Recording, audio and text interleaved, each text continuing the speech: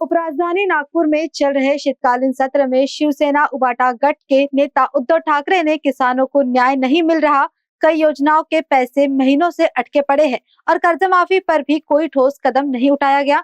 In सभी सवालों पर ठाकरे सरकार ने जवाब मांगा। उन्होंने तीखा कटाक्ष करते हुए कहा, मंत्री खुद को किसान का बेटा बताते हैं, लेकिन अपने बाप की जैसी चौकसी करते हैं वैसी किसानों के लिए क्यों नहीं। सरन्यायाधीश होऊन गेले, पुढचे कोण? आता सुद्धा अरे आता पुढचा कोण येणार आहे, त्याच्या पुढे कोण येणार आहे, एवढंच आम्ही करत बसायचं नाही. पण उद्धवजी, नाही मला अमित शहाचा तो व्हिडिओ मुख्यमंत्री देवेंद्र फडणवीस यांनी ट्विट केला. त्यांनी असं म्हटलं, कोण होतास तू, काय झालास मी पण तेच म्हणतो उद्धव ठाकरे. मी पण त्यांना म्हटलेलं आहे की कोण होतास तू, काय झालास तू, भ्रष्टाचारांना पांघरुणात घेतलंस तू. ग्रामपंचायतीमध्ये गुजरात राज्याने घुसखोरी केलेली आहे. सीमावाद तिथे देखील चिघाळ आहे. गुजरात महाराष्ट्र सीमावाद हा अमित शहाचं मी जे बोललो ना अॅनाकोंडा, हा अॅनाकोंडा आता मुंबई गिळायच्या दिशेने वाटचाल करायला लागलेला आहे आणि त्यांनी एक पाऊल पुढे टाकून माझ्या महाराष्ट्राच्या राज्यातल्या गावांवरती जसं अरुणाचलवरती चीन हक्क सांगतोय तसं गुजरात हा माझ्या महाराष्ट्राच्या खेड्यांवरती हक्क सांगतोय. आता हे कोण झाल्याचं काय झाल्याचं वगैरे जे काय आहे ना, आता यांना विचारा तुमच्या हिंमत आहे का तिकडे जाऊन उभं राहायची तुमच्या अमित शहा विरुद्ध. हे मुंबईत आणि महाराष्ट्रात राहणाऱ्या गुजरातचे जो समाज आहे ज्यांचं आणि आमचं काही भांडण नाही, त्यांच्यामध्ये आग लावण्याचा प्रकार आणि एका बाजूनी महाराष्ट्र गिळण्याचा प्रकार हे सुरू झालेला आहे. मुंबईतले अनेक उद्योगधंदे यांनी गुजरातला नेले, महाराष्ट्रातले नेले आणि त्याचबरोबरीने आता हे मुंबई बळकावण्याच्या दिशेने वाटचाल करायला लागलेले आहेत. आम्ही तर हा प्रयत्न हाणून पाडल्याशिवाय राहणार नाही. सरकार काय करेल न करेल आम्हाला त्याची काय पडलेली नाहीये आणि या सरकारकडनं धाडसाची तर काय आम्हाला अपेक्षा नाही.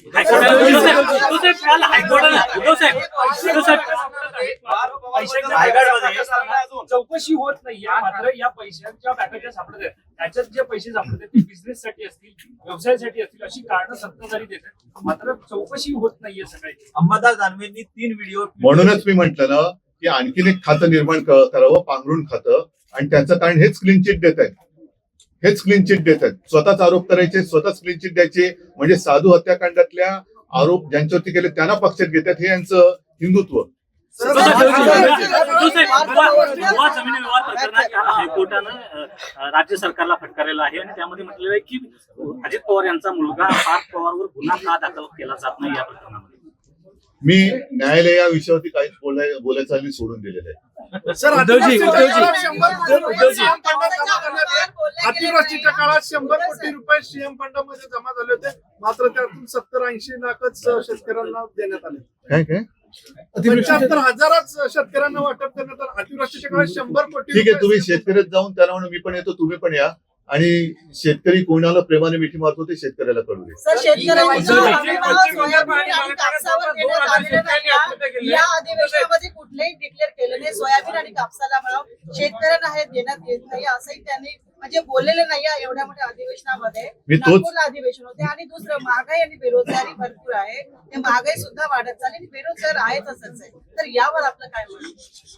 याच विषयावरती त्यांना चर्चा टाळायची आणि म्हणून ते वेडेवाकडे आरोप करतायत की जेणेकरून तुमच्या सगळ्यांची म्हणजे आपल्या सगळ्यांची दिशाभूल व्हावी आणि कुठेतरी धार्मिक तेढ निर्माण करायची. म्हणजे तुम्ही भांडत राहा, आम्ही आमचं राज्य करत राहतो, आम्ही आमचं जे काय आहे भ्रष्टाचार सुरू आहे, शांत बसा भ्रष्टाचार सुरू आहे, असं नवीन नाटक ते लिहितील. आता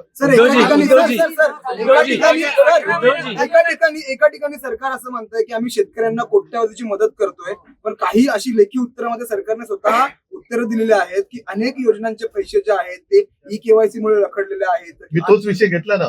म्हणजे आता मधल्या काळात मी वाचलं कुठेतरी की मागे 2017 साली यांनी ज्या अनेक अशी नियमांची जंत्री करून शेतकऱ्याला कर्जमाफी एक उपकारासारखी जाहीर केली होती. त्याच्यात पात्र ठरलेल्या शेतकऱ्यांना लाभ मिळाला नाही, त्याची माहिती, मग शेतकऱ्यांची माहिती गोळा करण्याचं हे काम सरकार करते आहे असं मला वाटतं कृषी मंत्री म्हणाले आपले. मला या सगळ्या मंत्र्यांना प्रश्न विचारायचा आहे की तुम्ही स्वतःला शेतकऱ्याची मुलं समजता, मग बापाची चौकशी कशी करू शकता? बापाची चौकशी करता, शेतकऱ्याची मुलं आहात ना. मी याच सभागृहामध्ये शेतकऱ्यांची कर्जमुक्ती करून दाखवली होती आणि ती मी अंमलात आणून दाखवली होती. मी कोणती चौकशी केली नव्हती, कोणत्याही अटीतटीचा सामना शेतकऱ्याला करायला लावला नव्हता आणि मी कोणी न मागता कर्जमुक्ती करून दाखवली होती. क्या आपका घर सिर्फ दीवारों से बना है या उसमें झलकती है आपकी सोच, आपका स्टाइल और आपकी पहचान? तो अब वक्त है आपकी ड्रीम होम को एक डिजाइनर रियलिटी में बदलने का। जी हाँ, डिजाइलो होम्स लेकर आया है इंटीरियर एंड एक्सटीरियर होम की दुनिया, जहां आपकी कल्पना ही है आपकी सीमा। Be unique, get bespoke, get value for your money. हम हैं आर्किटेक्ट्स एंड इंटीरियर डिजाइनर्स जो आपके घर को सिर्फ सुंदर नहीं बल्कि शानदार और स्मार्ट बनाते हैं। हर दीवार, हर कोना बोलेगा आपकी कहानी। आधुनिक डिजाइन, प्रीमियम क्वालिटी और परफेक्ट फिनिश के साथ। For more details contact them on 8600017489। इनका पता है डिजाइलो homes, block number 21, Tulsi apartment, telephone exchange square, CA road, Nagpur. डिजाइलो होम्स, जहां आपका सपना बनता है खूबसूरत हकीकत।